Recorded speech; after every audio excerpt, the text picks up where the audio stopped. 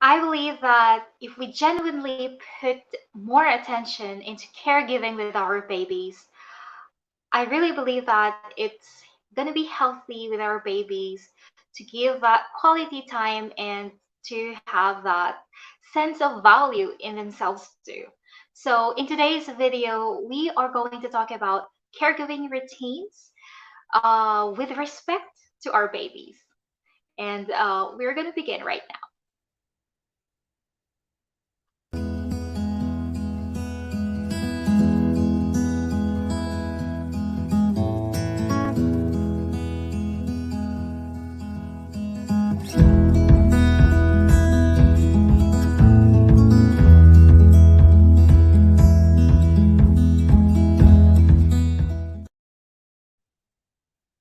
Hi, everyone. Welcome to Southeastern Mama.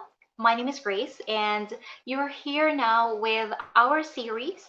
And it's going to be called Caring with Infants with Respect. And this is one of our series for our Rye parenting. And this is my way of sharing all the knowledge that I have acquired in having this passion, learning more about Rye approach. So in today's video, I we will just going to talk about Rye approach guidelines in taking care of our babies with respect. So I will have my slides as we go along. As you can tell and see, I'm live. I am trying this approach to limit the time in editing all of these videos and to share the knowledge I have about right parenting. So if you haven't known this approach yet, I did an introduction, the very first video I've made to this series. I'm going to link that down below. But before I will talk all about that, let's just go ahead and begin with the guidelines in caregiving routines with our babies. So, number one is prepare ahead. Before involving the baby, have everything ready so you won't have to search for a diaper, spoon, towel, or an item of clothing, which would disrupt the continuity of your time together. So the least thing that you don't want to do is getting your baby to the to the changing table and not having your diaper or your wet wipes or whatever you might need on the table. Aside from not it's not being safe, it will disrupt your quality of time together, right? So make sure that you plan ahead for whatever caregiving routines you have to do, and this includes like giving food to your baby during meal times, changing diaper, bath time. So it's very important to plan ahead and to make sure that all those things are easily accessible, not only for the quality of time that you spend together, but also for the safety. I remember with Frida, she's so active. That is why planning ahead is very important part of our routine, because if I will just switch my head on the other side, I know that there's a big possibility that she might fall because she's very active. So we want to avoid that by planning ahead as well. And also, again, with our respect ways for caregiving routines. And next will be um, observe what the child is doing. And this is um, when it comes to like playing and suddenly you have to feed her or change her diaper, it's very important to not interrupt him but wait for the right moment to intervene. And this is a very perfect way of respecting someone, right? You don't want to disrupt anyone just because you want to do something with a person. And for me, as a caregiver myself here in Norway, I am a health worker. I worked in a home for the aged, for the old people. And this is communication with them is very, very important. And that's way of respecting these patients too, because they don't have a lot of mobility and cannot speak or talk to us. So we have to communicate what we have to do with them. And this is the perfect example too with our babies, our children. They are whole human beings too that deserves respect, the same as the old people, right? So before you pick them up, stop, pause, and observe first if they're engaged in playing, and wait until they, or at least communicate that what are you going to do before you pick them up and move into another scenario or do your caregiving routines. So that is a very, very important step in respecting your child's in caregiving routine. So next will be, as what I have said already, explain to your child what you are going to do. And this pattern can begin in early infancy in all interactions. Although the infant does not understand your words at first, he will soon begin to associate your sounds and tone of voice with your gestures and actions. And his anticipation will grow for enjoyable time shared together with his parents. So, um, again, by experience as a mom, I've begun this RI approach when my baby was a newborn, and I tell you, it's not in our nature. I don't know, because maybe for some other moms out there, they're gifted in communicating every single thing to their child, to their baby, even a newborn. But for me, in my experience, it wasn't. I was in pain. I just had my cesarean section, and it was really hard to be enthusiastic or to be happy around all the time with your newborn. So it is tough for me to practice this RI approach. But again, it takes practice or for it to be a habit. So it took me quite a long time for me to get used into practicing RI approach. So this one is probably one of the hardest, I guess, in practicing RI approach, because when you're tired, you just want to finish the task that you want to do. But with a RI approach, caregiving is the most important quality time that you can give to your child, right? So we cannot give our quality time all the time with our newborn, and caregiving routines is one of the best moment that we can dedicate for with to give full attention. And so yeah, that is for that. And for our next slide is um, to communicate with the child. So once you have the infant's attention, tell him you want to do something together. Gently take any toys or objects out of his hands, explaining what you are doing, and tell him you want to pick him up now. Reach out and wait for a response. Do not pick up your child unexpectedly or from behind, because this pattern, even with the very young infants who may not show any visible response at first, it helps foster a style of two-way communication that respectfully involves the child. So, again, communicating with your child. I remember when I practiced this with my baby since she was a newborn. At first, it's like nothing. And then eventually, it's amazing how my daughter understands my communication to her. And I am just so amazed because she will get if I'll say, "Oh, I'm gonna change your diaper now," or can you lift your butt so that I can change your diaper?" She will understand me, not because of the words itself, but the sound of the words that I am telling her. So for them it registers clearly what am I trying to say, because they get used to that sound. And it's just amazing how she picks that up over time. Again, it's not gonna be like that right away. It will take time. That's why Rye approach is like, it's like planting a seed, because it will take time, and for you to see how amazing this approach is. So that's it for that.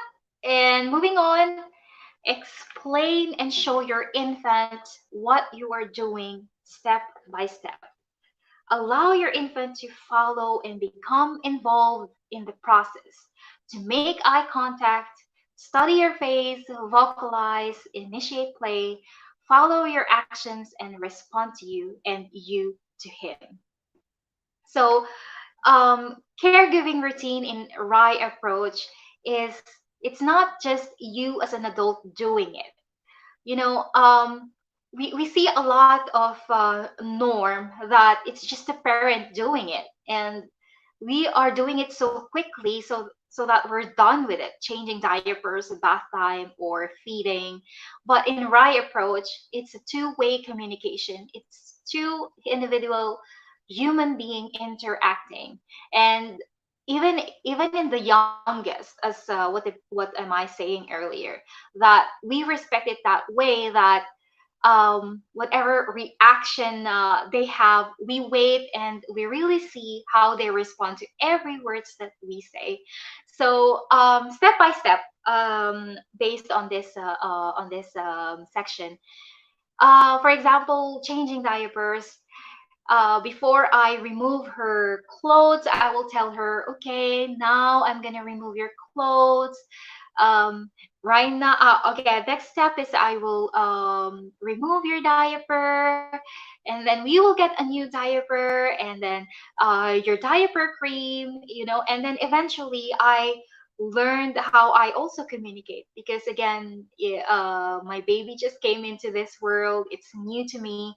So it also will take time to find your voice, how to communicate with babies, because it's not our natural instinct to always talk to our babies. I don't know, but it's the norm, right?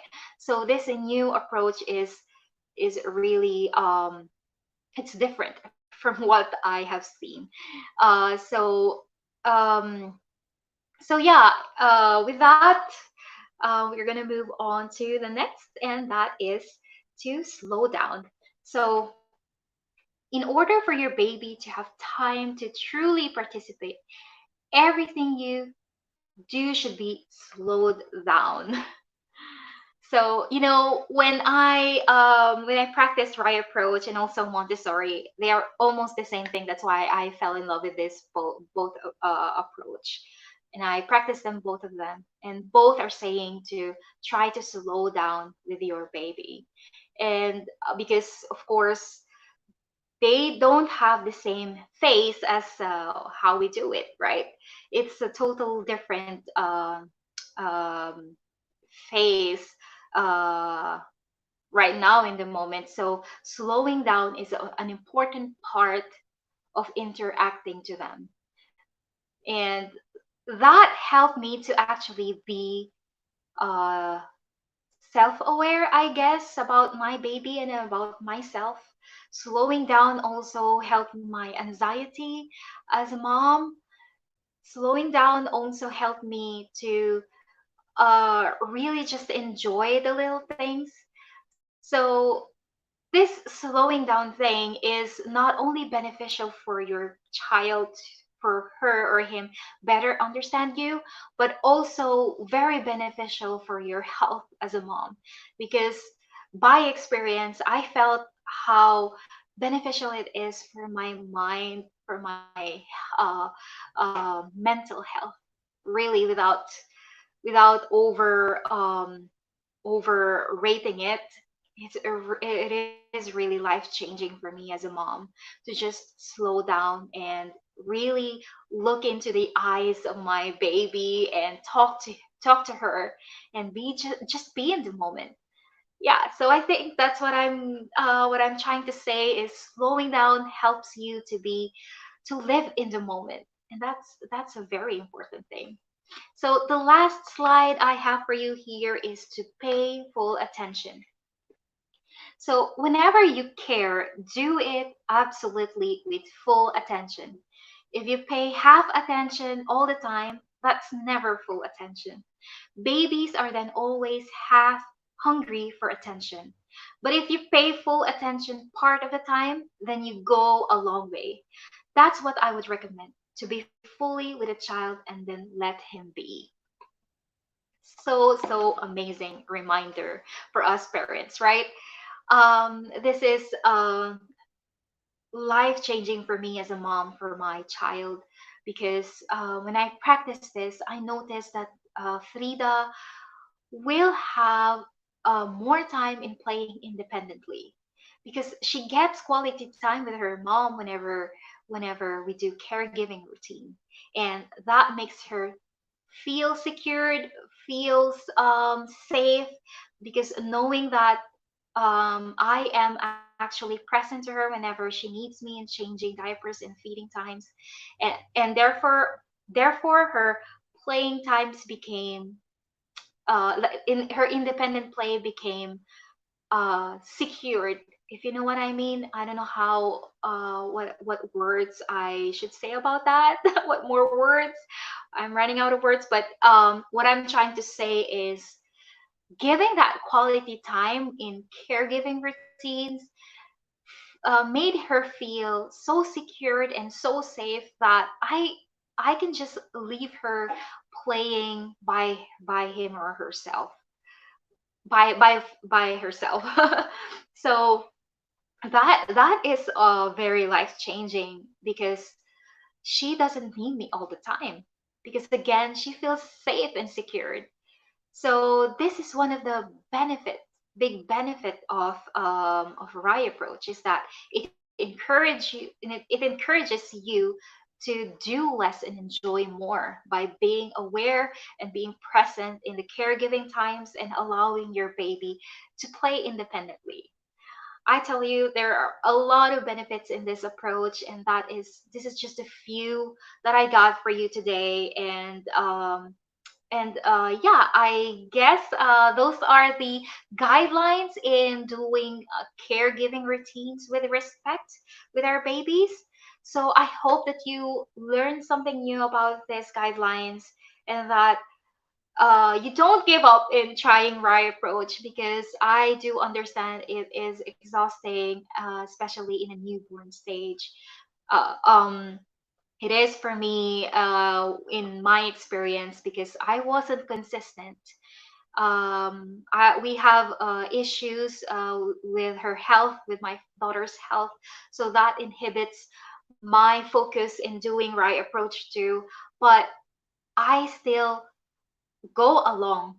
I still did go along up until now that she is almost 1 year and a half year old, and I see the benefit of it, even though we're not that consistent. But I am trying. So if you don't have any of those problems, like being in high demand, I really recommend you to try to focus on this, because you will reap all the benefits of this practice. So yeah, so so this is our second video of respectful parenting series, specifically for babies and newborn. So I hope that you learned something new, and I'm gonna post by the end of this video my playlist for caring with infants with respect. And before I let you go, I would just mention my reference to these videos is with this book, and I'm gonna also link that down below if you're interested to read this, because this was my guide when Frida was a baby, and it's just full of information about Magdagepe's respectful ways for infants. So I am doing this Rye approach thing series every week. I hope that you go along with me. Sorry if the everything is new, and it it's a little bit my screen is probably or audio is not clear, but let me know, comment down below, please, and I will see you soon on my next video. Bye!